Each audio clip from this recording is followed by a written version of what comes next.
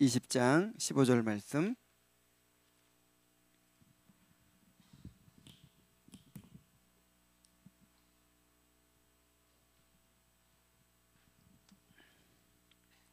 다 같이 읽겠습니다. 시작. 도둑질하지 말라.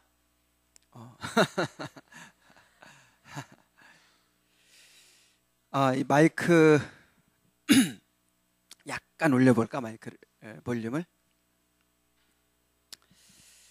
자, 오늘은 8계명 도둑질하지 말라 라는 주제를 함께 이제 생각해 보겠습니다. 소요리 문답 제 73문부터 75문까지의 내용이에요. 자, 우리 73문을 함께 읽어볼까요? 자, 시작. 제 8계명은 도둑질하지 말지니라 하신 것입니다. 자, 도둑질하지 말라. 이 계명은 어떤 계명일까요? 단순히 다른 사람의 소유물을 불법적으로 빼앗지 말라 그런 내용은 아니겠죠. 하나님의 소유권과 그 소유를 각 사람에게 맡기신 것을 인정하고 다른 사람의 소유권을 존중하고 보호하라는 것이죠. 더 나아가서 하나님의 것을 맡은 청지기로서 하나님의 공급하심을 신뢰하고 자신에게 주어진 것으로 만족하며 정당한 방법으로 재물을 얻고자 하고 하나님의 뜻에 합당하게 사용하라. 그런 내용이에요. 이제 오늘 배울 내용을 요약한 거예요. 우리가 십계명을 하나하나 배워갈 때마다 이 계명들의 바른 의미와 적용에 대해 들으면서 아하, 이 계명에 이런 뜻이 있었구나, 하나님께서 우리에게 이런 걸 원하신 것이었구나 하고 깨달아가면서 참 재밌기도 하죠. 흥미롭기도 하고 또 한편으로는 놀랍기도 하고, 그러면서 이 하나님의 율법과 너무 거리가 멀게 살아가고 있는 우리 자신의 상태를 깨닫고 또 괴롭기도 하고, 그런데 또 한편으로는 뭔가 좀 시원한 마음이 들지 않아요? 아, 그렇구나, 하나님의 뜻이 이렇게 명확하구나, 우리에게 대한 요구가 바로 이런 것이구나 하고 또 시원한 마음도 들죠.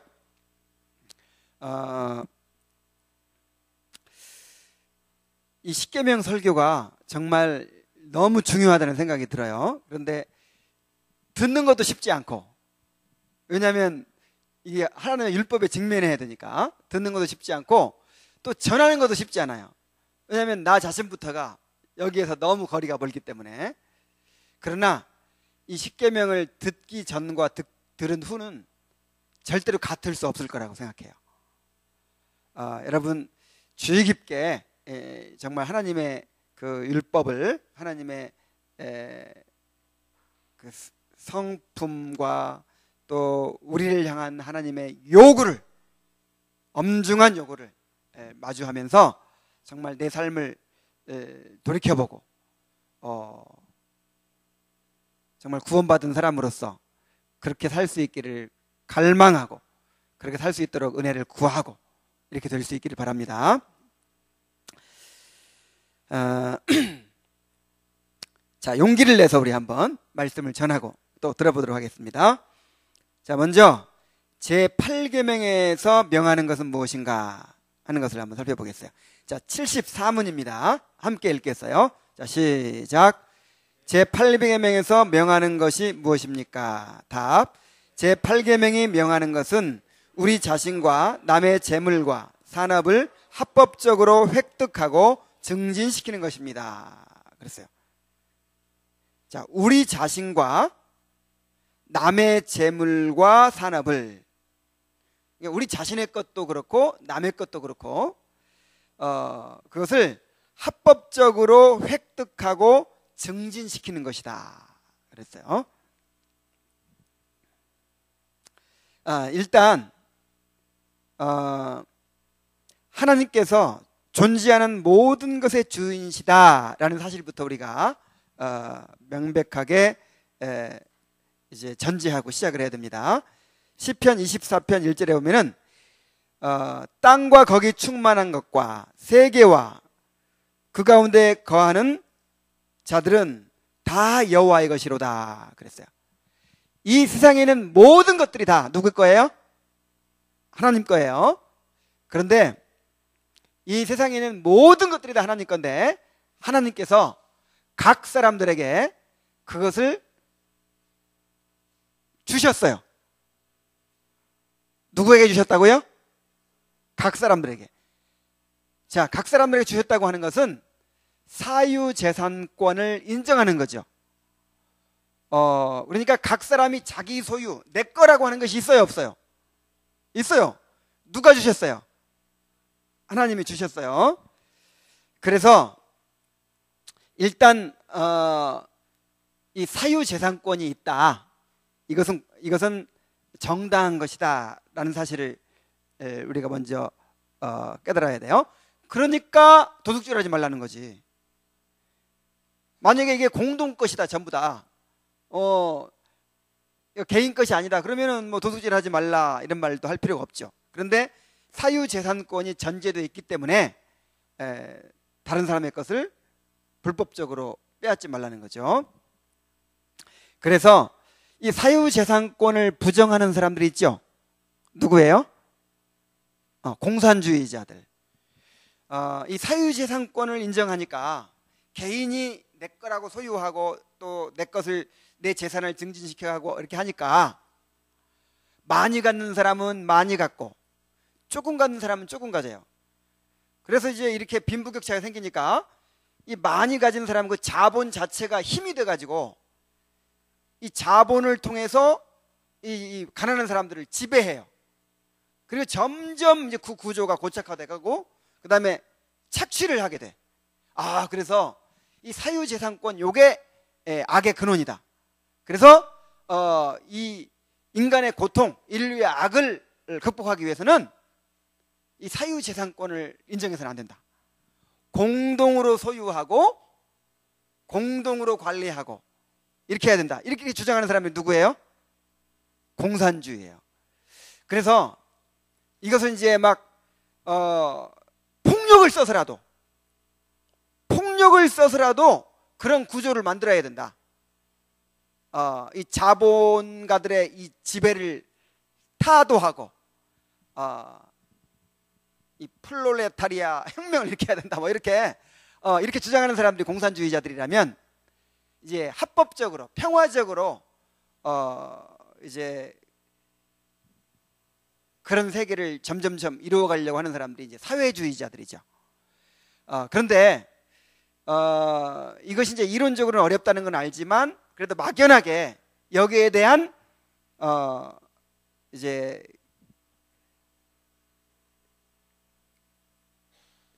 그런 호감을 가지고 있는 사람들이 있어요. 그러니까 우리가 그렇게 실천을 못해서 그렇지 그냥 재산을 공동으로 소유하고 또 공동으로 돈도 같이 벌고 또 공평하게 나누고 자 그러면 얼마나 평화로운 세상이 되겠는가. 자, 왜 이런 생각을 하냐면은 성경에 그런 신뢰가 있는 것처럼 보이기 때문에 그래요. 자, 성경에 어디서 그런 게 나오죠? 초대교회 보니까 모든 물건을 서로 어떻게 했다 그랬어요? 통용했다 그랬잖아요. 네 것 내 것이 없이 모든 물건을 서로 막 통용하고 그래가지고 정말 그렇게 아름다운 공동체를 이루어지지 않느냐. 그래서 우리도 그렇게 가야 되지 않는가 이런 생각을 하는 사람들이 있어요. 그래서 이런 공동체를 실제로 만들어 가려고 노력하는 사람들이 많이 있어요. 굉장히 많이 있습니다. 대표적으로 우리나라의 김진홍 목사님도 둘의 공동체라고, 지금은 이제 그거 없을 거예요 아마. 근데 그거 막 시도했었어요. 공동으로 생산하고 그 다음에 똑같이 공평하게 나눠 쓰는 거예요. 자, 그러면 좋을까요 안 좋을까요? 그렇게 해가지고 성공한 예가 없습니다. 인류 역사상 그런 식으로 해가지고 아름다운 공동체를 만든 예가 있어요, 없어요? 없어. 공산주의 다 망했잖아, 공산주의. 그리고 김준형 목사님도 실패했어요. 그러니까 그렇게 공동으로 생산하고 공동으로 소유하고 그러면 일을 해야 안 해요, 사람이? 안 하죠. 그리고 내 것이라고 생각하지 않으니까 내 몫은 무조건 쓰려고 하지 않겠어요? 공평하게 막 나눠가지고. 그래서 이런 것은 성경에 맞지도 않고 인간에게 맞지도 않아요. 인간이 죄인이기 때문에. 그럼 초대교회는 어떻게 된 거냐? 초대교회는 공산사회가 아니었어. 이게 오해하기 쉬운데, 초대교회는 모든 물건을 서로 통용하고 막 그랬다고 그랬죠? 이건 공산사회가 아니고 자발적으로 내 것을 내놓은 거예요. 은혜 받아가지고 하나님의 사랑에 감동해서 내 것을 그냥 내놓았어요. 그러니까 그것을 다른 사람이 썼다 이 말이야. 초대교회에서 내 것이 있어요, 없어요? 있어요. 아나니아와 삽비라가 재산을 팔아가지고 반만 바쳤죠. 그리고 이게 전부입니다 거짓말했다가 죽었죠. 그때 베드로가 뭐라고 하냐면, 팔기 전에는 네 것이 아니며 판 후에도 네 것이 아니더냐. 그런데 왜 성령을 속이고 하나님을 속였느냐. 그러니까 아나니아와 삽비라가 반만 바쳤기 때문에 죽은 거 아니에요. 왜 죽었어요? 성령을 속였기 때문에 죽은 거예요. 저는요 다 못 바치겠어요. 나는 반 남겨두고 반 바칠래요. 그럼 죄예요, 아니에요? 그게 무슨 죄예요? 안 바치는 것이 잘못이지. 반이나 바쳤는데. 여러분 반 괜찮아요? 반 바쳐도 괜찮아요? 반절이라도 바치세요. 어쨌든 초대교회 당시에는 그것이 자발적인 나눔이었지, 제도적으로 법적으로 강제적으로 그렇게 우리 공평하게 나누자, 사유재산 소유하지 말고 공평하게 나누자 해가지고 이루어진 그런 공산사회가 아니었단 말이에요. 그래서 구약시대나 신약시대나 어느 시대든지 하나님은 사유재산을 인정하십니다. 인정하시고 그거를 보호하도록 하시는 거예요. 단 자발적으로 나누기를 원하시죠. 우리가 강제적인 공산주의가 아니라 자발적으로 자기 것을 가난한 자들에게 나누는 그런 정의를 원하시는 거예요. 그래서 우리가 각자의 소유권을 존중해야 되는 것이죠. 자, 뭐를 존중하라? 이 공산주의자들은 소유권을 존중하지 않는다 그랬죠. 그래서 이 자본가들, 지주들 막 이런 사람을 어떻게 해요? 공공의 적으로 여기는 거야. 저 부자, 저 사람 저 틀림없이 민중들의 고열을 빨아가지고 저렇게 부자 된 거야. 저거 타도해야 돼. 지주, 저 노동자, 농민들을 착취해가지고 저렇게 부자 된 거야. 저거 뺏어야 돼. 뺏어서 우리 가난한 사람 나눠야 돼. 자, 이런 사고를 가지고 있다고요, 이 공산주의자들이. 근데 공산주의자가 아니라도 무조건 다른 사람이 돈 많이 벌고 막 그렇게 부자 된 걸 가리켜서 이렇게 좀 의심의 눈치를 바라보고 뭔가 음흉한 뭐가 있을 거야. 다 가난한데 이 사람은 왜 이렇게 부자야? 그러면서 뭔가 그렇게 보는 시각이 우리나라 사람들한테 있어. 이건 잘못된 거예요. 미국이나 뭐 이런 데서는 부자가 존경받는데요. 왜 존경받죠? 부자가 되기까지 얼마나 부지런히 일했겠어. 그죠? 얼마나 열심히 일하고 또 노력했겠어요. 그래서 부자가 됐을 거다 생각해가지고 부자가 존경받아요. 근데 우리나라에서는 부자 되면 어떻게 생각해? 뭐 이 부동산 투기했어 이거 틀림없이. 그 다음에 일제시대 때 틀림없이 친일파했어. 이런 시각으로 바라본단 말이야. 이게 우리나라가 부패가 그만큼 이제 심하고, 그 다음에 일제 때 뭔가 그 친일파들 정리 잘 안 되고, 그 다음에 여러 가지 정변을 계속 겪고 독재를 겪으면서 그 부패가 심하고 이런 결과로 이루어진 거예요. 이런 잘못된 문화가. 그런데 우리는 그것조차도 정죄하고 그러면 안 돼. 어쨌든 다른 사람의 소유는 인정해 줘야 됩니다. 마음으로부터 인정해 주는, 이 사람 부자고 삼성생명의 보험을 들었어. 이 재벌 이 사람들 돈 엄청 벌고 재벌이고 나 한 사람쯤이야 이거 보상 많이 받아내도 괜찮아. 이게 뭐예요? 이게 지금 벌써 다른 사람의 소유권을 존중하지 않는 태도죠. 근데 이런 사고를 버리라고요. 이건 정의가 아니에요. 이런 거는 이런 거 생각하면서 막 정의라고 생각하면 안 돼.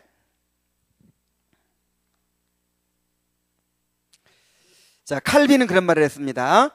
각 사람이 자기의 소유물을 지니도록 그들을 신실하게 돕는 일에 힘써야 한다. 그러니까 이 율법의 이 계명의 의도가 뭐냐면은 남의 거 안 뺏는 거 요걸로 그치는 게 아니라 다른 사람의 소유권을 존중하고 그 사람들이 그것을 잘 소유하도록 도와주는 역할을 하라 이 말이에요. 다른 사람의 그 소유에 도움이 되는 사람이더라 이거죠.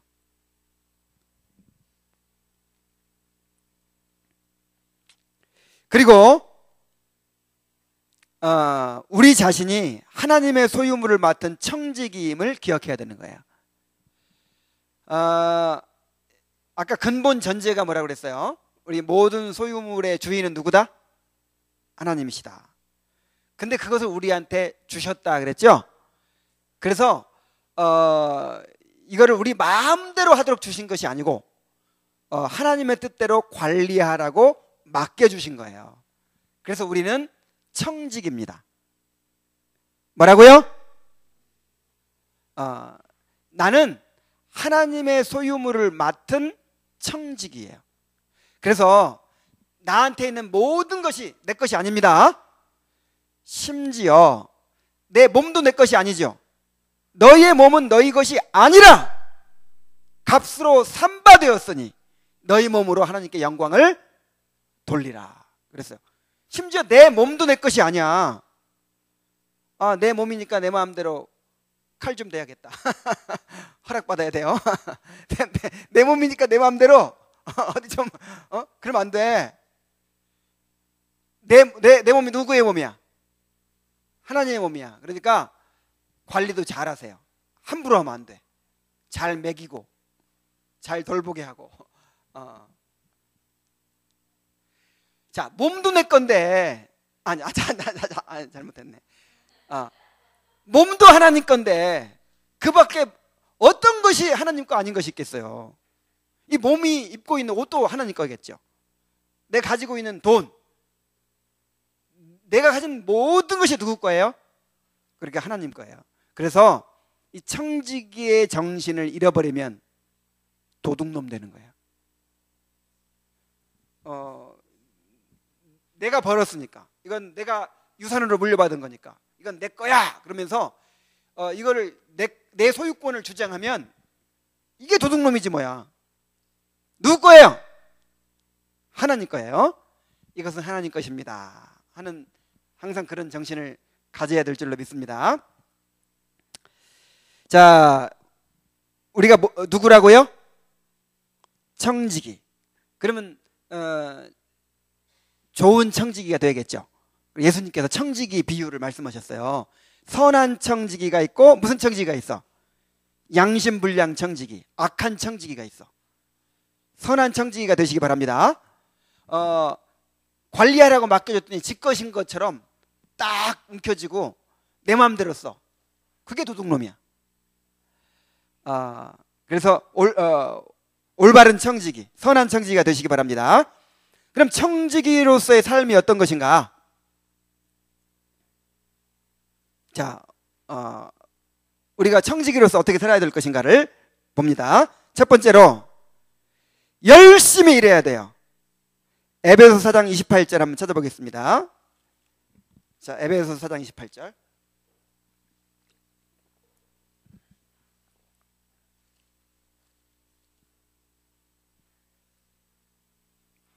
자, 함께 읽어볼까요? 자, 시작. 도둑질하는 자는 다시 도둑질하지 말고 돌이켜 가난한 자에게 구제할 수 있도록 자기 손으로 수고하여 선한 일을 하라. 이게 실제로 이제 별별 사람이 다 구원받았겠죠. 그래서 이 도 선생이 구원받았어. 그래요. 늘 남의 거 그냥 네 것이 내 것이고 내 것도 내 것이 이런 사람이 이제 구원받은 거야. 그러니까 보여. 딱 이 도둑놈들은 다 보인대요. 이렇게 돈 냄새가 나고 어떻게 그냥 싹 이렇게 훔치는 거야. 자, 이런 습관을 가진 사람이 있어요. 근데 그것이 늘 그렇게 하고 살았기 때문에 이제 구원받았어. 구원받아서도 나중에 재산이 없어진다든지 굶게 생기면 옛날 버릇 나올 수 있겠죠. 그래서 확실하게 이 도둑질을 안 하게 되려면 어떻게 해야 돼? 나 손 씻었어 하는 손 씻는 걸로만 끝나면 안 돼. 어떻게 해야 돼요? 이제는 내 손으로 열심히 일해서 돈을 벌어야 돼. 요걸 안 해봤거든. 항상 남의 돈을 이렇게 훔쳐서 써버릇해가지고 이제 그거를 이제 그만뒀다 하더라도 궁해지면 어떻게 돼요? 또 그 버릇이 나올 수 있단 말이야. 그러니까 이것을 완전히 끊으려면 어떻게 해야 돼요? 적극적으로 일해서 내가 돈을 벌어가지고 어떤 사람이 돼야 돼? 다른 사람을 돕는 사람이 돼야 돼요. 그러면 이제 완전히 벗어나는 거야. 술 취하지 말라. 이는 방탕한 것이니. 그 다음에 뭐 하라고 그랬어요? 그 다음에 뭐야? 이야, 이것도 모르다니. 술 취하지 말라. 그 다음에 뭐야?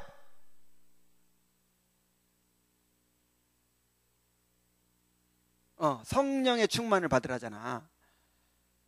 자, 따라해 봅시다. 술 취하지 말라. 이는 방탕한 것이니 오직 성령의 충만을 받으라. 이야, 이 사람들 정말 큰일 났네. 그러니까 이게 신앙의 원리예요. 항상 그러니까 술 취하지 않는 거, 술 끊는 걸로 그치는 게 아니야. 술 끊는 걸로 안심할 수 없어. 이제 술은 끊었어. 그래서 술은 안 마시잖아요. 그럼 점점 이제 공허해지겠죠. 날마다 술 마시는 재미로 살았는데 그걸 딱 끊었으니 공허해지죠. 그래가지고 뭔가 공허해지고 허무해지고 뭔가 막 심심해지고 막 그러다가 참다 어떻게 그냥 모르겠다고 다시 그냥 대판 취하는 거야. 그러니까 술 취하지 않으려면 이것을 완전히 끊으려면 어떻게 해야 돼? 대신 성령 충만해야 돼. 그래서 술이 주던 즐거움을 대체할 만한 다른 것이 있어야 술을 끊을 수 있는 거예요. 그런 것처럼 우리가 도둑질 안 하고 살려면 어떻게 해야 한다고? 열심히 일해야 됩니다. 열심히 일해서 내가 번 돈으로 다른 사람을 섬길 수 있는 정도까지 돼야 도둑질 안 할 수 있어. 만약에 열심히 일 안 한다고 생각해 보세요. 일을 안 해. 그런 사람 많죠? 빈둥빈둥하고 일을 안 해. 대학까지 졸업시켜 놨더니 돈을 안 벌어. 그럼 그 사람은 맨날 어떻게 살까? 돈 타 쓰겠죠. 아버지한테 타 쓰고 어머니한테 타 쓰고 이게 뭐야 이게? 부당하게 신세지는 것도요 넓은 의미에서 도둑질이에요. 네, 남의 거 축내는 거니까. 지금 도둑질하지 말라는 계명이 뭐라고? 남의 거 뺏는 거로 만족하는 게 아니라 다른 사람의 소유를 증가시키도록 도와주는 거라 그랬죠. 근데 나는 축내는 사람이야. 그러면 어떻게 되는 거예요?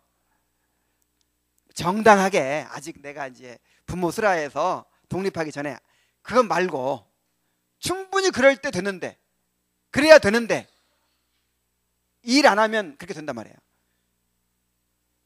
일 안 하면 안 돼요. 일을 열심히 해서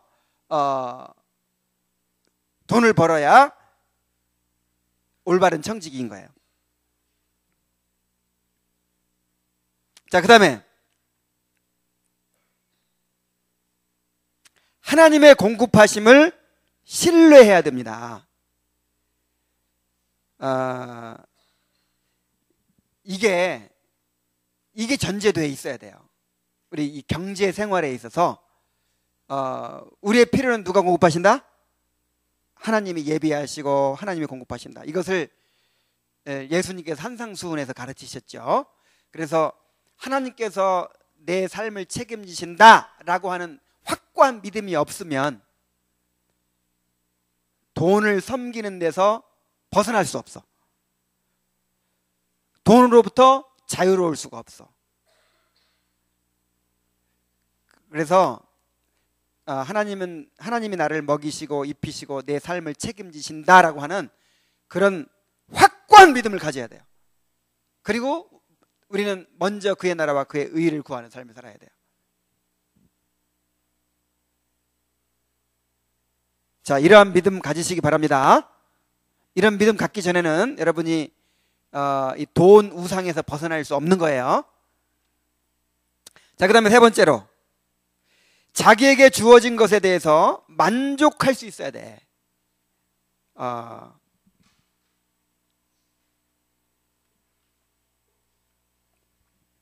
자, 우리에게 주신 모든 것들은 다 누가 주신 거다?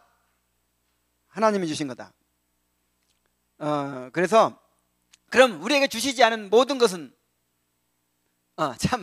우리에게 주신 모든 것은 하나님께서 우리에게 필요해서 주셨겠죠. 근데 아직 우리에게 주시지 않은 모든 것은 왜 안 주셨을까?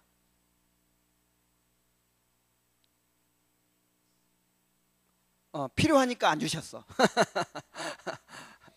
필요해서 주셨고 필요하니까 안 주셨어. 자, 무슨 얘기인지 알겠죠? 그러니까 하나님이 능력이 모자라서 내가 기도가 부족해서 못 받은 거야. 능력이 부족해서 못 받은 거야. 자, 이렇게 생각하면 항상 부족감이 들겠죠. 근데 성경의 원리는 뭐냐면 우리에게 주신 모든 것들은 다 필요해서 주신 것이고 우리에게 주어지지 않은 모든 것은 다 왜 안 주셨다? 필요해서 안 주셨다. 그래서 하나님의 선하심을 신뢰하고 현재 가진 것으로 만족할 줄 알아야 돼. 이것이 자족의 원리죠. 바울 사도가 자족의 원리를 배웠다고 그랬죠. 내가 궁핍에 처할 줄도 알고 풍부에 처할 줄도 알고 비천에 처할 줄도 알고 영광에 처할 줄도 알고 내가 호텔방에서도 즐겁게 지낼 수 있고 내가 감옥에서도 즐겁게 지낼 수 있고 내가 스테이크도 맛있게 먹을 수 있고 어디 가서 떡볶이로 배를 채워도 만족하게 즐겁게 먹을 수 있고 모든 일에 만족할 수 있는 비결을 배웠다. 이게 신앙이에요. 이게 그래서 현재 주어진 것으로 만족하시기 바랍니다. 이런 오해를 할 수가 있어요. 내가 좀 살 만큼 살게 되면 그때는 만족할 수 있겠지만 아직은 새빵살이하고 아직은 승용차도 없고 자전거 타고 다니고 아직은 좋은 옷도 못 입고 맨날 길거리 펴 있고 그래서 아직은 만족할 수 없다. 이거 좀 있는 사람들의 문제다. 이렇게 오해할 수가 있어요. 그런데 여러분 내가 한번 물어볼게요. 가난한 사람들이 자족하는 게 쉬울까요? 아니면 부자들이 자족하는 게 쉬울까요? 누가 쉬워? 답이 나온 것 같죠? 자, 가난한 사람들이 자족하기가 쉬워요? 부자들이 자족하기가 쉬워요? 더 많이 소유할수록 자족하기가 어렵대요. 실제로. 왜냐하면 내 욕심이 이 정도 크기라고 생각해 보세요. 욕심이 이 정도 큰 구멍이에요 지금. 근데 내가 1억 있을 때 이 정도였어. 근데 10억을 갖게 되면 욕심이 따라서 커져. 이렇게 커져. 무슨 얘기 알겠죠? 그래가지고 예수님께서 이런 예를 드셨죠. 양 한 마리 가진 사람이 있었어. 그를 막 자식처럼 키우는 사람이 있었어. 근데 양 99마리 가진 사람이 있었어. 누가 만족을 못했어요? 한 마리 있는 사람은 이 양 한 마리 가족처럼 키우면서 막 즐거워하고 살아요. 근데 99마리 있는 사람은 에이, 한 마리만 더 채우면 100마리인데 한 마리가 없어가지고 100마리가 안 된단 말이야. 이거 너무 불만족이에요. 막 잠도 안 와. 그래가지고 한 마리 있는 걸 뺏어와야 돼. 이렇게 되는 거예요. 그래서 아예 가난한 사람들, 방글라데시 사람들, 아주 그냥 그날 벌써 그날 먹는 사람들은요 아예 편한 거예요. 편해. 근데 재산이 조금 있으면요 노후 준비해야지, 보험 들어야지, 아니면 무슨 자녀 교육 해야지, 조기 유학 보내야지, 강남 엄마 따라가야지, 막 명품. 남들은 막 프랑스제 무슨 이태리제 명품들 사는데 나는 맨날 이런 거 점점 욕심이 들어가가지고 만족할 수 있어요, 없어요? 제가 왜 이런 말씀 드리냐면은 지금 만족 못하면 나중에도 만족을 못한다 하는 말이에요. 새 집에 살면서 만족 못하는 사람은 내가 집을 가져도 만족할 수 없어. 지금 만족하는 법을 배우시기 바랍니다.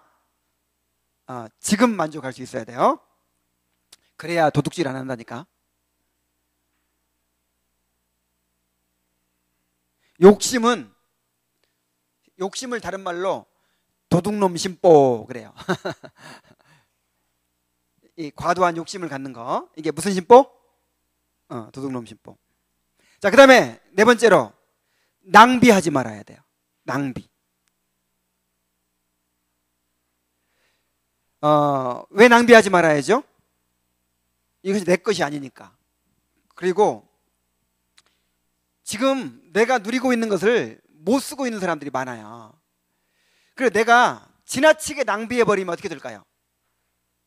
내가 과소비하고 낭비하고 그러면 나 때문에 누군가가 쓰지 못하는 사람들이 있어요. 그래서 낭비하는 거, 이게 나중에 또 나와요. 예. 그래서 절제하고 또 검소한 삶을 살아야 돼. 이건 나중에 또 얘기할 거니까 넘어가겠어요. 그 다음에 가난한 자들에게 나누어야 됩니다. 이 산상순 설교할 때 구제는 그리스도인의 의무라고 그랬죠. 자, 우리 따라해 봅시다. 구제는 그리스도인의 의무다. 그러니까 바리새인들은요 기도, 금식, 구제 이 세 가지가 아주 기본적인 경건 생활이었어요. 그러니까 우리가 이 고정관념을 버려야 돼. 구제는 누가 하는 거다? 부자가 하는 거다. 돈 많은 사람이 하는 거다. 이 생각을 깨뜨려야 돼요. 구제는 모든 그리스도인들이 하는 거예요. 내가 아무리 가난해도 하는 거예요.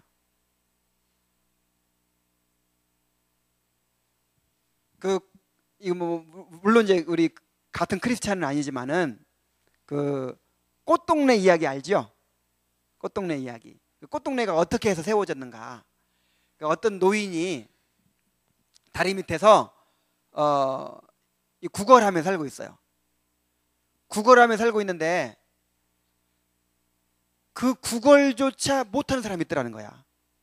이 불구자 있죠, 불구자. 병들고 불구된 사람은 자기는 몸이라도 건강하니까 이 깡통 들고 가서 먹을 것 좀 주세요 해서 얻어서 먹는데 구걸조차 못하는 사람이 있는 거야.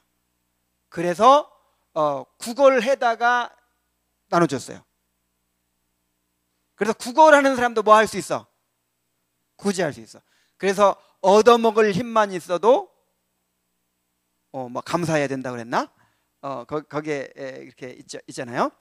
그래서 나는 이렇게 가난하니까, 나는 이렇게 여유가 없으니까 난 나눌 수 없다. 그런 생각 버리세요. 지금 나누지 못하면 나중에 아무리 많아져도 나눌 수 없어요. 지금 너무 알아. 지금 정말 나누고자 하는 마음 가진 사람은요, 어떻게든 나눠요. 콩 하나를 있으면 반쪽 나눠가지고 나눠 먹어. 하여간 뭐 아무리 작은 거라도 나눌 수 있어. 마음만 있으면. 그 나눌 마음이 없는 거지. 그래서 여러분들 지금부터 실천하세요. 뭐 지나가는 거지 뭐 주려고만 하지 말고, 뭐 그런 사람도 줘야 되겠지만은, 가장 먼저 누구를 구제해야 되느냐? 이 공동체 안에서 우리의 도움이 필요한 사람들이 있어요. 이 구약 시대에는 항상 네 종류의 사람들을 돌아보도록 했어요. 네 종류의 사람이 누구죠? 첫째, 고아, 과부, 나그네, 레위인. 자, 고아와 과부는 이제 경제적인 보호자가 없는 그런 아주 취약계층이죠.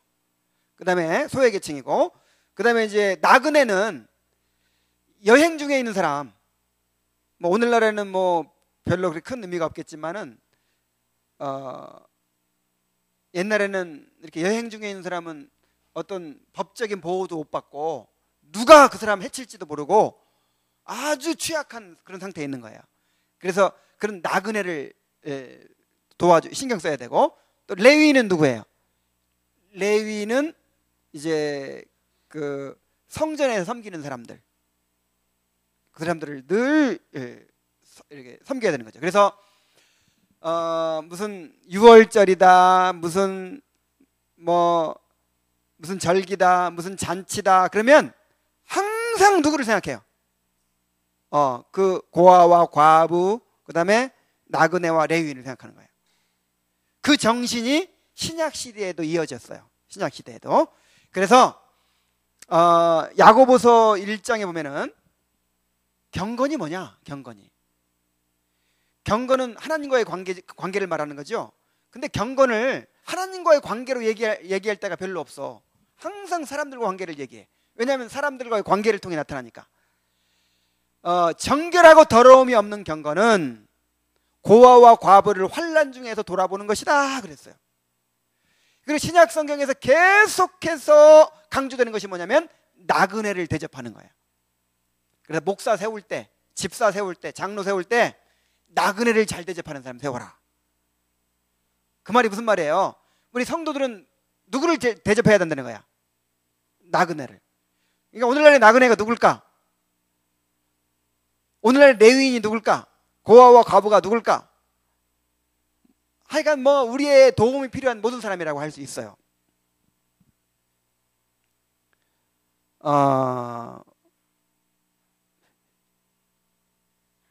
예를 들어서 신학생들을 한번 생각해 보세요. 신학생들.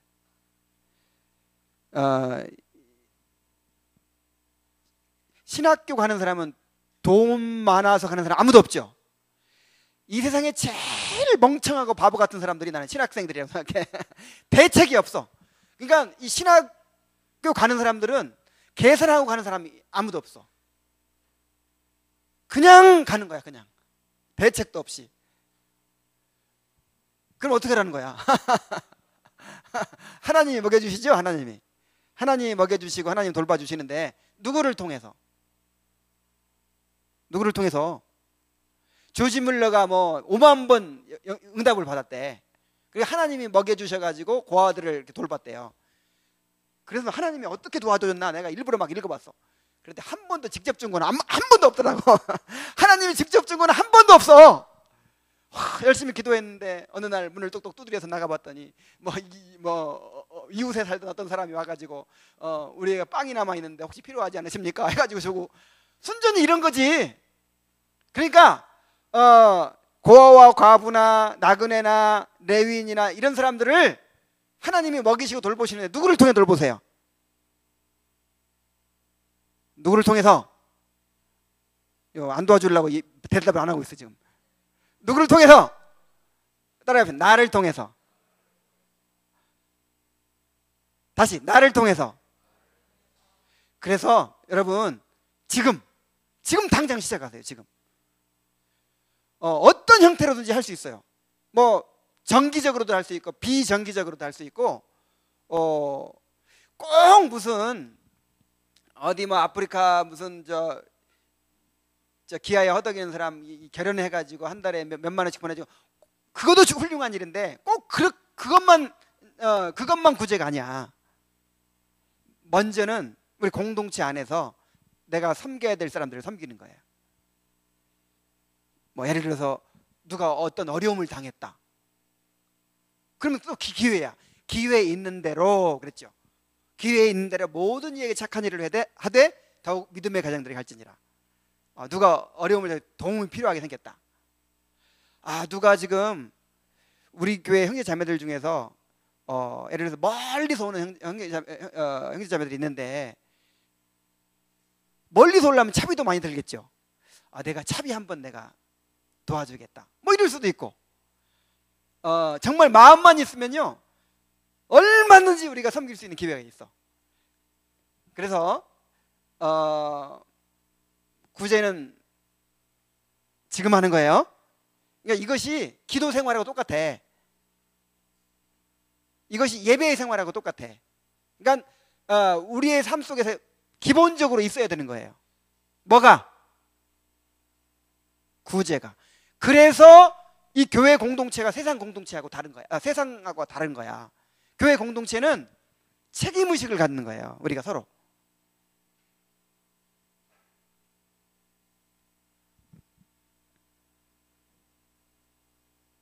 자, 그렇게 한번 해봅시다.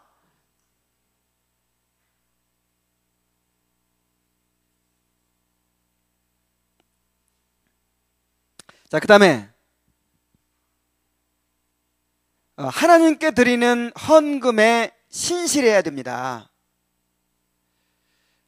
정말 하나님의 것이라면 뭐부터 나타나야 되냐면 하나님께 드리는 것에서부터 나타나야 돼. 그래서 고린도후서 8장 9장에 보면은 이제 하나님께 드리는 것을 어떻게 드려야 되는가를 보여주는데 요약하면 4가지예요. 3가지예요. 자발적으로, 풍성하게, 규칙적으로. 우리 한번 따라해 봅시다. 자발적으로, 풍성하게, 규칙적으로.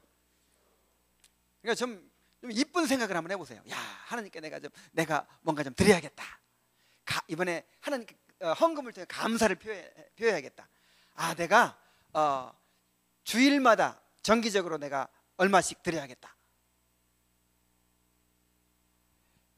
그래서 헌금도요, 주일 헌금 같은 거 이제 많이 없어지고 있는데 해야 되는 거예요. 그러니까 내가 10년 전에 상록교회 와가지고 헌금 시간을 없애버렸어.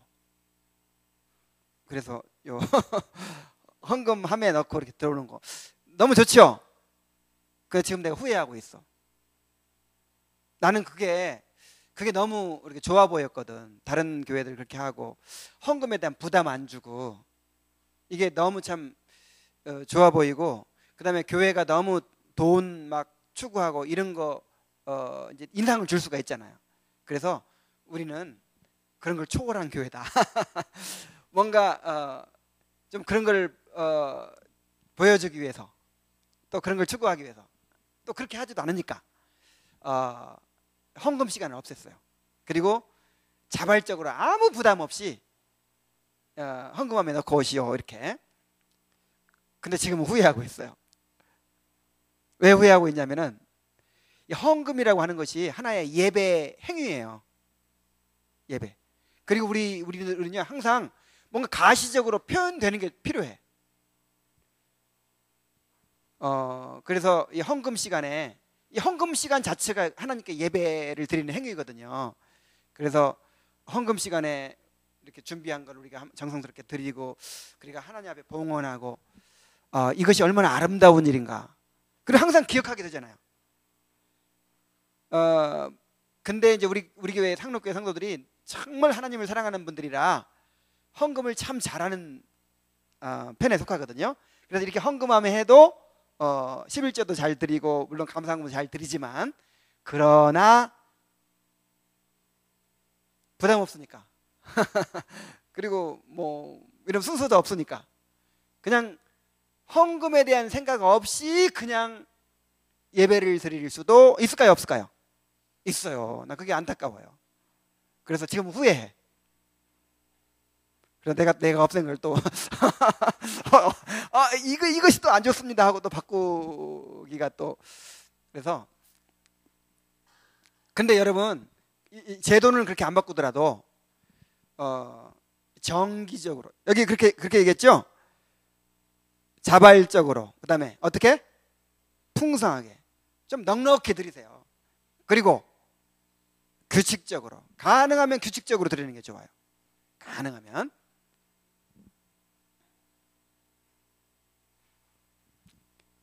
자 그래서 우리가 하나님의 청지기로서 열심히 일해야 되고 하나님의 공급하심을 신뢰해야 되고 자신에게 주어진 것에 만족하는 삶을 살아야 되고 그 다음에 함부로 낭비하지 말아야 되고 가난한 자들에게 나누어야 되고 또 하나님께 드리는 헌금에 신실해야 된다 이렇게 얘기를 했습니다.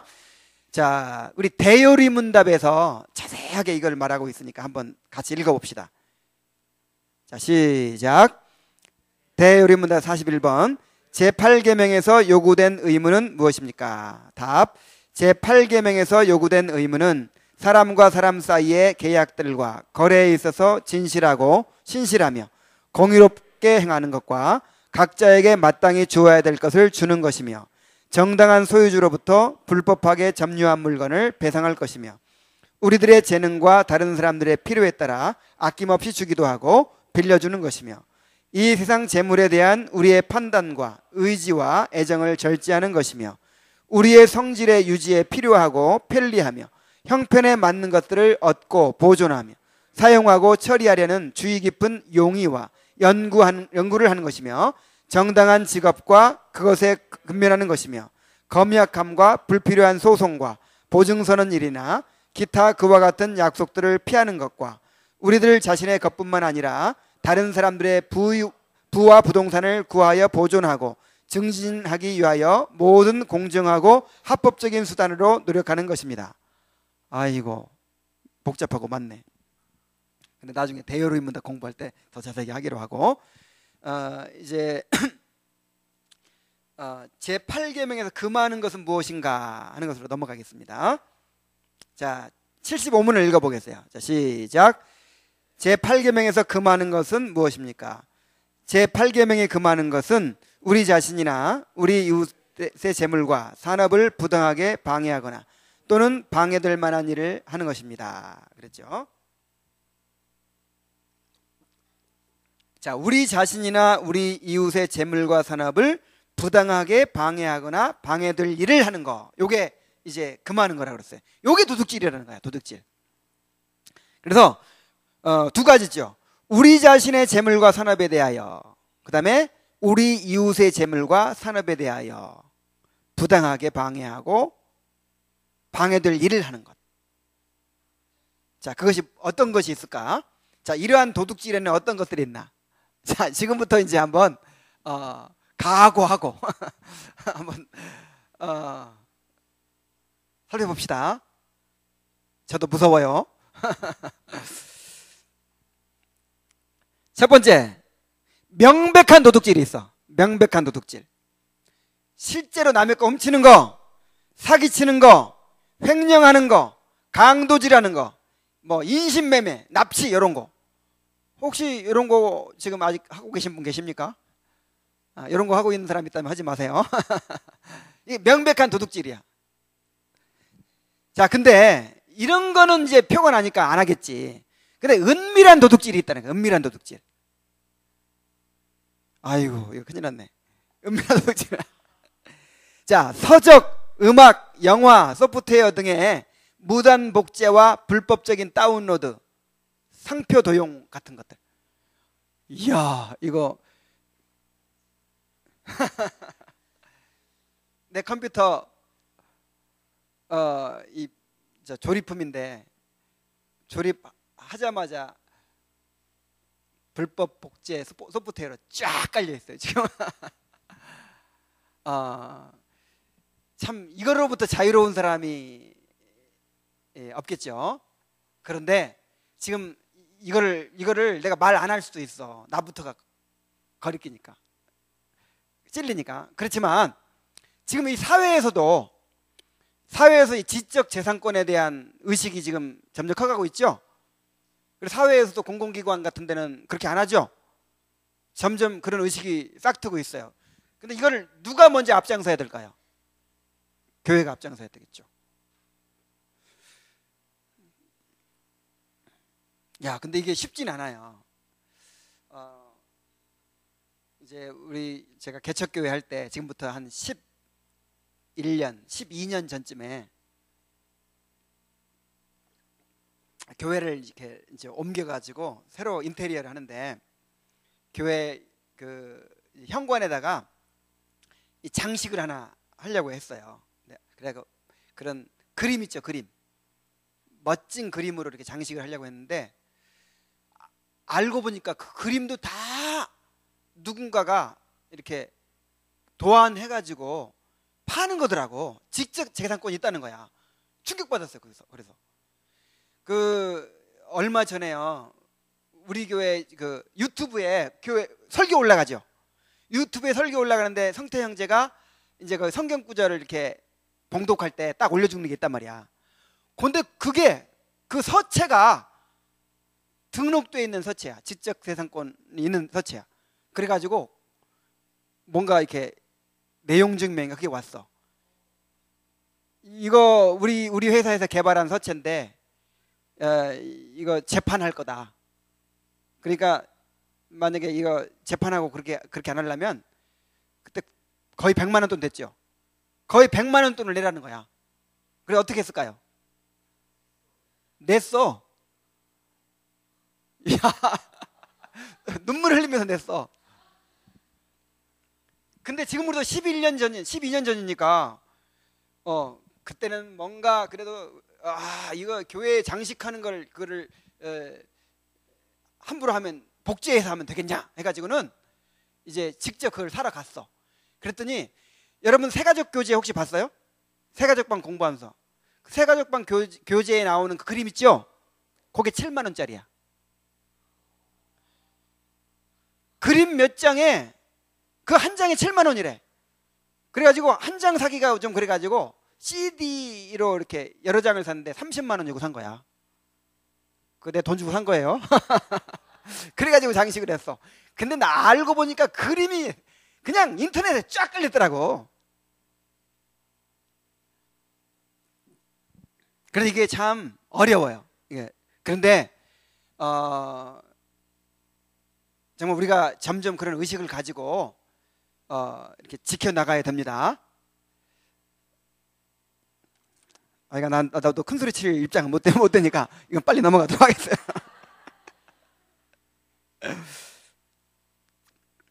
자, 교통사고 난 다음에 지나치게 보상을 많이 받아내려고 하는 거.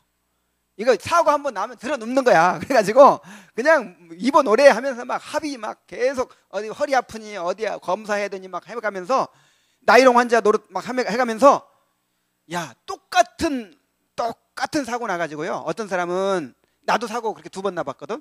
그래가지고 2번 다 한 70만 원 한 번 받고 80만 원 한 번 받고 적당히 받은 거야. 뜯어낸 거 아니야. 근데 똑같은 사고라도요. 어떤 사람은 150만 원 받아내고 어떤 사람은 계속 막 억지 써가지고 600만 원을 받아냈더라고. 그걸 자랑스럽게 얘기해요. 자랑스럽게. 근데 결국 그게 다 누구 돈이야? 우리가 보험 들어서. 그래 보험료가 그래서 올라간 거야. 딴 사람 거 도둑질한 거야 그게. 그래서 우리 그리스도인들이 그렇게 하면 돼요 안 돼요? 보험회사 돈은 남의 돈 아니야? 남의 소유를 존중해 주라 그랬지. 소유권을. 그래서 적당히 뜯어내세요.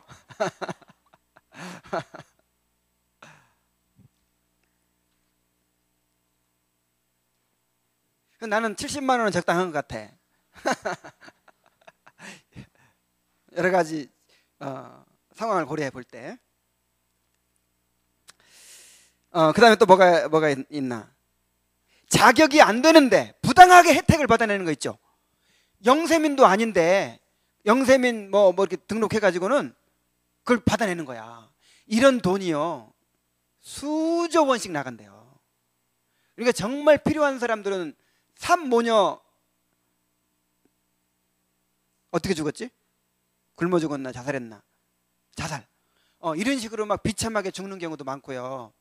근데 집도 있고 자가용도 있고 막 이런 사람들이 그걸 타내는 거야. 그러니까 그런 사람들이 죽지. 이거 명백한 도둑질이에요. 명백한. 그리고 장애인도 아니면서 장애인 뭐 등록해가지고 이렇게 뭐 장애인이 받을 수 있는 그런 혜택을 받아낸다든지, 이런 불법적인 이런 것도 도둑질이에요. 뇌물을 주고 부당한 이득을 취하는 거, 이거 도둑질이에요. 이게 은밀한 도둑질입니다. 명백한 도둑질이 더 큰 도둑이에요. 은밀한 도둑질이 더 큰 도둑이에요. 똑같이 큰 도둑이에요. 똑같이 도둑이에요. 근데 은밀한 도둑이 무서운 게 뭐냐면, 이건 사람들에게 안 드러나기 때문에 죄의식을 안 느낀다는 거, 이게 더 큰 문제라 이 말이야. 자, 그 다음에 직장에서의 도둑질이 있어요. 사용자가 노동자의 임금을 착취하는 거, 막 시간 외로 막 야근 특근 막 시키면서 막 토요일 날도 나오라 그러고 막 시키면서 돈은 안 줘. 여러분 막 승질나죠? 나중에 여러분들이 이제 사장 되면 그렇게 하지 마세요. 정당한 보수를 주세요. 그 다음에 노동자 입장에서도 마찬가지야. 농땡이 부리는 거 도둑질이야. 그게 다 뭐야? 지금 내 근로 시간, 이게 전부 다 돈이잖아. 사용자 입장에서는요, 항상 스트레스야. 이 사람 이거 내가 한 달에 200만 원 월급 주는데 200만 원을 뽑아내야 되잖아. 이 사람을 통해서 한 300을 벌어야 내가 남는 거잖아. 근데 150만 원어치밖에 일을 안 해. 그럼 내가 손해보는 거잖아. 그러면 그게 도둑질이야. 그래서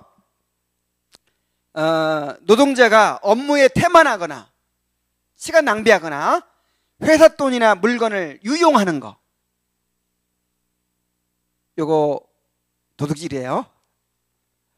우리는 이게 다 성경에 있어. 성경에. 그러니까 골로새서 3장 23절 이하를 읽어보세요. 그러면 무슨 일을 하든 쉽게 하듯 하고 사람에게 하지 말라 그랬어요. 눈가림만으로 하여 사람을 기쁘게 하려고 하지 말고 하나님을 기쁘시게 하려고 하라 그랬어. 그래서 이 사용자 욕만 하지 말고, 나도 고용인으로서, 고용된 사람으로서 정말 그 사용자가 지불하는 월급 이상으로 일을 해줘야 됩니다.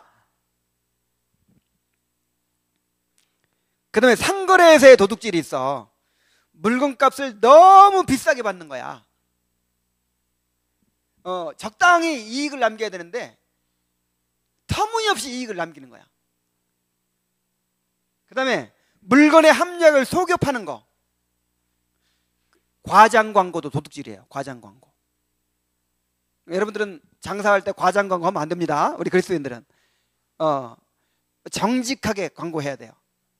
근데 뭐 이거 먹으면 뭐 그냥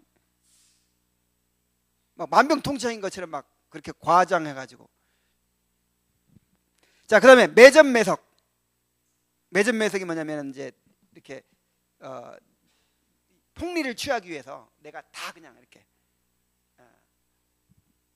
차지해 버리는 거죠. 그 다음에 매석은 뭐냐면 이제 값이 오를 때까지 기다리는 거야.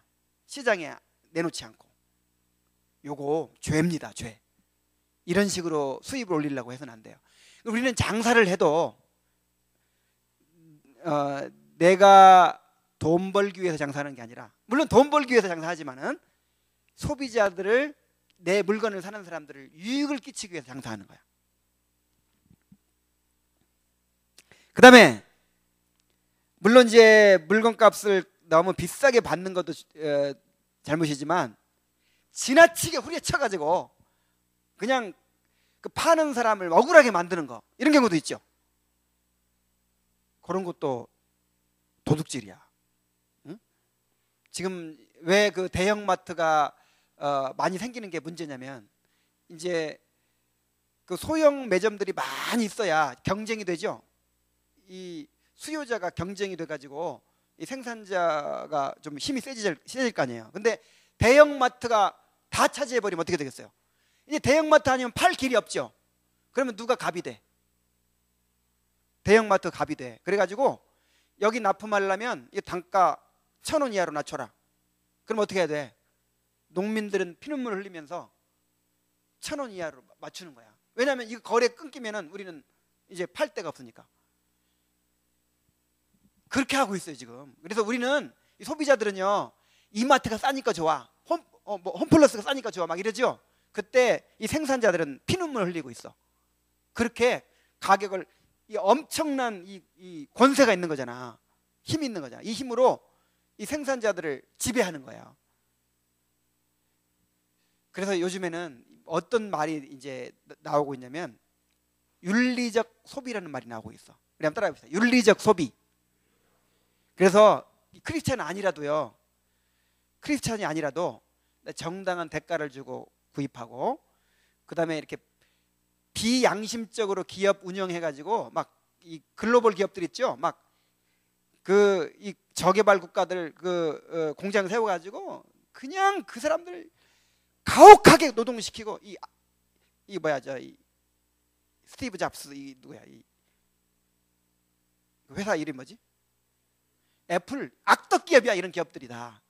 그냥 그 정말 열악한 노동 환경 속에서 그렇게 물건 만들어 가지고 노동자한테 돌아가는 건 진짜 얼마 안 돼요.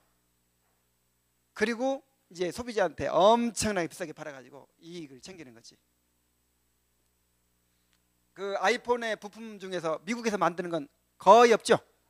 전부 다 중국에서 만들고, 홍콩에서 만들고, 뭐 말레이시아에서 만들고, 한국에서만 다 만드는데 그 부품값이 엄청 싸. 그래가지고 이제 그 사람들은 재주는 누가 부리고, 곰이 부리고, 돈은 누가 벌고, 그 사람들이 다 버는 거야. 그래서 이제 그 윤리적 소비라는 게 뭐냐면, 그래서 우리 소비자들은 싸니까 좋죠. 막 싸게 살 수 있으니까 막 좋다고 그렇게 사는데, 그럴 게 아니라 정말 실제로 이 내가 돈 주고 사는 것이 그 가난한 노동자들에게 가도록 하자. 그래서 좀 돈 더 쓰더라도, 아니면 물건값이 좀 물건이 좀 질이 좀 낮더라도 그렇게 하자. 이런 운동이 일어나고 있어요. 그래서 시장 가서 너무 깎으려고도 하지 마. 우리 자매들 아줌마 되더라도 그렇게 하지 마세요. 다 깎고 나서 하여간 또 깎고 그 다음에 무슨 덤 달라고 하고 막, 그리고 나서 가면서 예수 믿으세요? 그리고 하는 거야. 자, 그 다음에 돈을 빌린 다음에 갚지 않는 거, 요거 뭐예요? 도둑질이야. 무분별하게 신용카드 막 긁어가지고 신용불량자 되는 거야. 그 다음에 빚을 막 지어가지고 신용불량자 돼가지고 워크아웃 신청하고. 자, 그 빚을 누가 갚아줘 그럼? 응? 그 빚은 결국 국민 세금으로 갚아주잖아요. 그리고 이제 못 갚아버리고 말면 그게 다 누구 것이 돼? 누가 부담이 되는 거야. 그래서 물론 내가 원하지 않았는데 어떤 사고를 만났다든지, 아니면 사업에 실패했다든지, 어쩔 수 없이 파산돼가지고 못 갚는 건 어쩔 수 없어.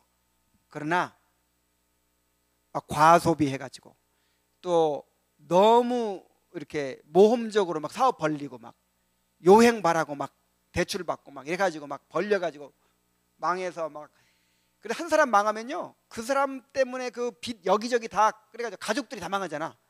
그런 거 옳지 않은 거예요. 그래서 그 빌려주지도 말아야 돼. 그 다음에 이자를 너무 많이 받는 거, 고리대금이죠. 그래서 이 고리대금은 이게 도둑질이에요, 도둑질. 자본으로 자본을, 돈 가지고 돈 버는 거잖아. 그죠? 그런데 이것 좀 유연한 생각을 가질 필요가 있어요. 이것에 대해서는 중세까지는 성경에 이자를 받지 말라는 말씀 때문에 이자 받고 돈 빌려주는 걸 완전 금했어요, 교회에서. 근데 칼빈은요 생각을 다르게 한 거야. 이스라엘 나라는 신정 국가죠. 하나의 교회나 마찬가지야. 그 나라 자체가. 그래서 다 형제 자매야. 그래서 형제 자매한테 이자 받고 빌려주면 돼, 안 돼? 돈놀이 하면 돼, 안 돼? 안 돼. 그래서 이자 받으면 안 되는 거야.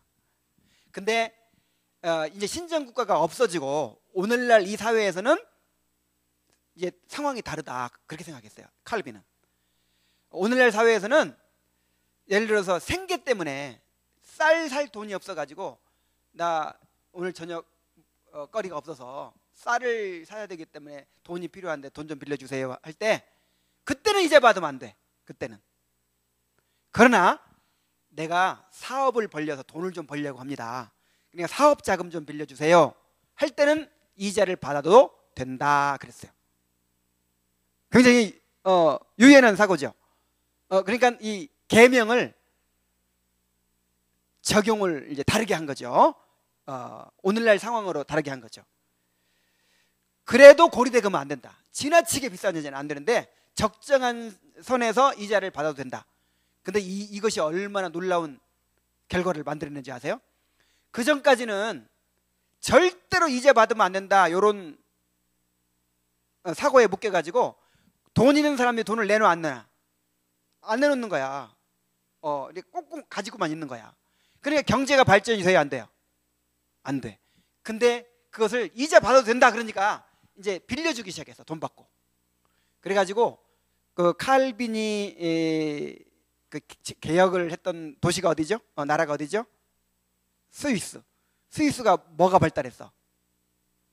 금융업이 발달했잖아. 은행이 발달했잖아요. 그리고 이 자본주의는 일단 자본이 축적이 돼야 그 자본을 가지고 뭔가 사업을 벌리고 이렇게 하는 거잖아요.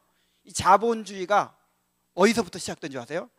종교 개혁을 통해서 이 개혁주의 사상을 기초로 해서 시작된 거야. 금융업이 발달하고.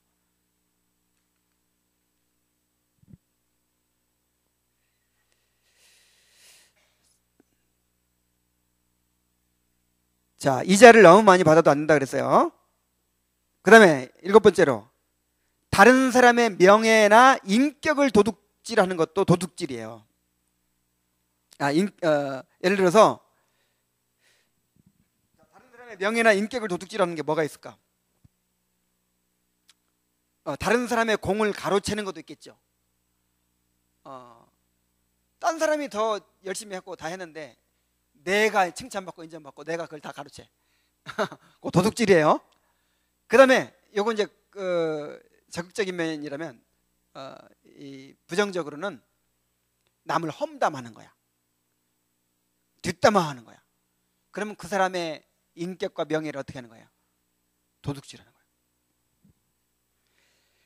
자, 그 다음에 사람의 마음을 도둑질하는 것도 있어요. 그 사무엘 하에 보면 여기 나오죠.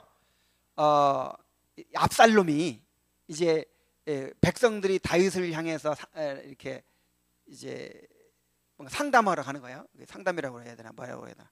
이렇게 이제 다윗한테 뭔가 이렇게 소원을 아뢰기 위해서 가는 거예요. 옛날에는 왕이 직접 백성들의 이야기를 듣고 문제를 해결해 주는 그런 제도가 있잖아요.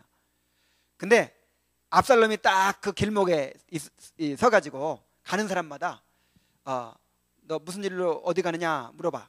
그러면 다윗 왕을 만나러 갑니다. 나 이런 문제가 있어가지고 이 문제를 좀 해결해 달라고 갑니다. 그러면 에이, 다윗 왕한테 가봐야 소용없어.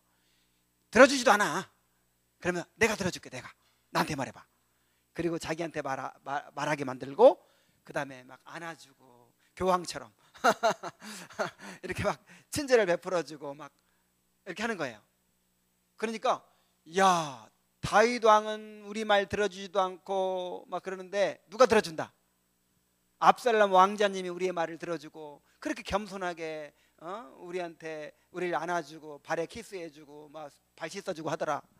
그래가지고 압살롬이 백성의 마음을 도적질하니라.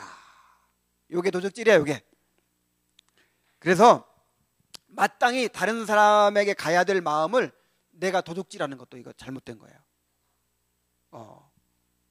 그래서 예를 들어 리더가 있어, 리더가. 그러면 리더를 중심으로 한 마음이 돼야죠. 근데 내가 중심이 되려고 하는 거야. 예를 들자면 항상 누구를 높여줘야 돼요? 리더를 높여줘야 되고 지도자를 세워줘야 되죠. 자, 그 다음에 집단적인 도둑질도 있어. 한 나라가 다른 나라를 침략하는 거. 그 다음에 제국주의. 여러분 제국주의가 뭐죠? 제국주의라는 제국이 뭐예요? 제국. 예를 들어서 페르시아나 바벨론이나 로마나 중국이나 이런 옛날에 그 청나라나 명나라 당나라 여기 다 제국입니다. 제국. 요 제국이라는 게 뭐냐면은 이 작은 나라들을 여러 나라 거느리고 싶어 하는 거예요. 그러니까 자기 힘을 길러 가지고 다른 나라들을 지배해 가지고 여러 나라들을 거느리고 싶어 하는 거야. 요게 제국주의라 그래. 제국주의. 일본 제국주의. 또 서양의 제국주의들이 있었죠.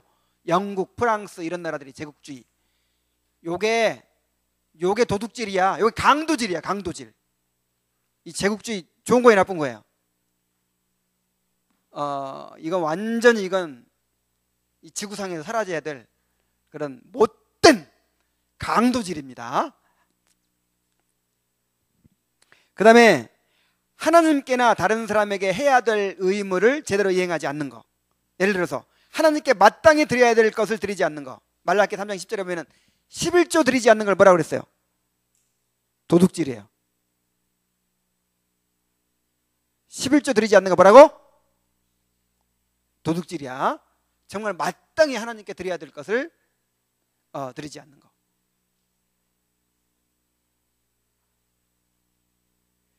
그래서 아까 처음에 그 청지기의 삶을 얘기하면서 정말 사실 우리에게 주어진 모든 소유가 하나님 거잖아요. 그래서 하나님의 뜻대로 써야 되는데 가장 기본적으로 하나님께 드려야 될 11조도 안 드리면서 어떻게 청지기라고 할 수 있어? 이게 무슨 범죄라고? 도둑질이라고? 하나님께 도둑질하면서 뭐 하나님 사랑한다고 얘기할 수 있어요?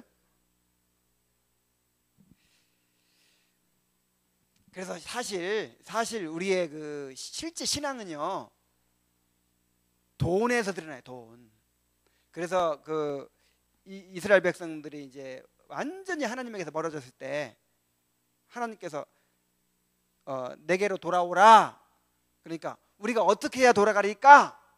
그러니까 하신 말씀이 왜 내 것을 도둑질하였느냐? 이렇게 말씀하신 거예요. 그러니까 뭐부터 나타난다? 그 사람의 마음이, 신앙이. 물질 생활에부터 나타난다는 거야. 여러분 정말 얼마나 우리가 자기를 속이기 쉬운지 몰라요. 실제로 얼마나 우리가 참 사악하고 간교하고 악한지 몰라. 그래서 가장 실제로 드러나는 게 물질이거든. 물질. 그죠? 근데 그렇게 그건 안 하면서 정말 말로 주님 사랑한다고 하고 찬양하고 자기를 이렇게 경건한 척 보이고 참 그러기가 너무 쉬워요. 우리가 실제로 11조 드리는 거, 응? 또 예배를 철저하게 드리는 거, 또 실제로 다른 사람 뭔가 물질적으로 섬기는 거, 이런 걸로 드러나지 않으면 다 자기를 속이는 거야. 다 자기를 속이고 위선자들이야, 위선자들. 정말 실천하세요. 자, 그 다음에 마지막으로 게으름. 게으른 거 자체가 이게 시간 도둑이에요. 여러분, 내 몸이 누구 거라 그랬어요? 하나님 거야. 그러면 내가 하나님의 종이면 지금 하나님께 고용됐어. 지금 하나님의 소유야. 그러면 하나님의 사업을 위해서 열심히 일해야겠죠. 열심히. 학생은 공부 열심히 해서 지력을 개발하고 하여간 나를 최대한 활용을 해야 되겠죠. 주님을 위해서. 그래서 게으름 자체가 도둑질이야. 시간 도둑, 기회 도둑. 그다음에 방탕, 낭비, 사치, 과소비. 아까 얘기하다 말았는데 과소비하는 거, 사치하는 거, 낭비하는 거, 이걸 도둑질이라고 했어요. 여기 대요리 문답에서. 그러니까 내가 지나치게 낭비하고 막 그러면 누군가 그거 없어가지고 주고 하는 사람도 있잖아. 그죠? 그래서 나는 5인분씩 먹는다.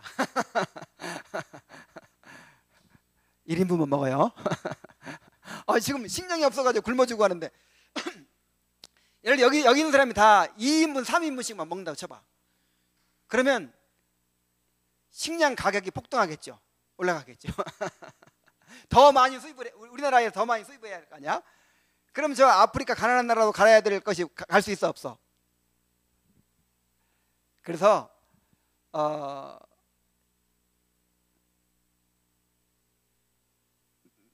내가 극단적으로 그런 예를 들었는데 어쨌든 지나친 소비 이거 안 돼요. 내가 왜 이걸 강조하냐면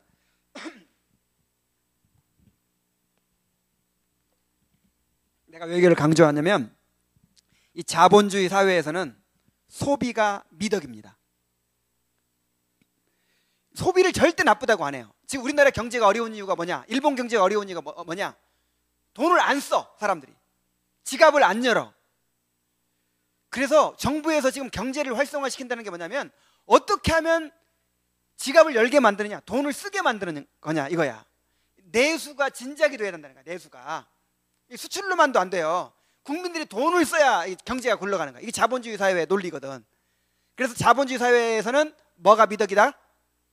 소비가 미덕이다. 그래서 이제 이 소비가 미덕이다 보니까 돈을 써줘야 식당에 외식도 자주 하고 비싼 물건도 사고 막 돈을 써줘야 이제 물건이 팔리고 공장이 돌아간다. 이런 사고가 있다 보니까 우리가 어떤 거에서 마비가 되냐면 검소한 삶, 절제하는 삶, 요걸 잊어버리게 된단 말이에요. 시대에 역행하는 거죠. 자꾸만 새 제품 나오면 신제품을 계속 사주고 막 그래야 경제가 돌아가잖아.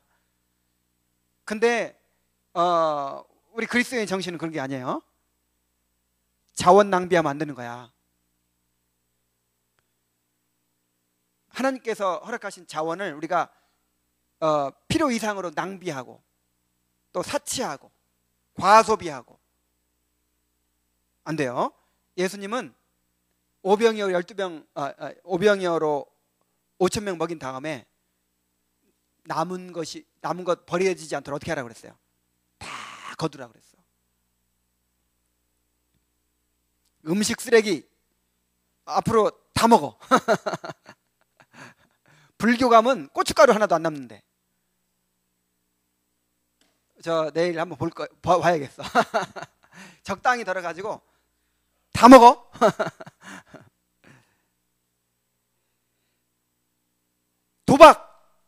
이 도박도 이 도둑질이야, 도둑질. 요행수로 돈 벌려고 하는 일이죠. 자, 우리 대요리 문답 142문 한번 읽어봅시다. 시작. 제8계명에서 금지된 죄들은 무엇입니까?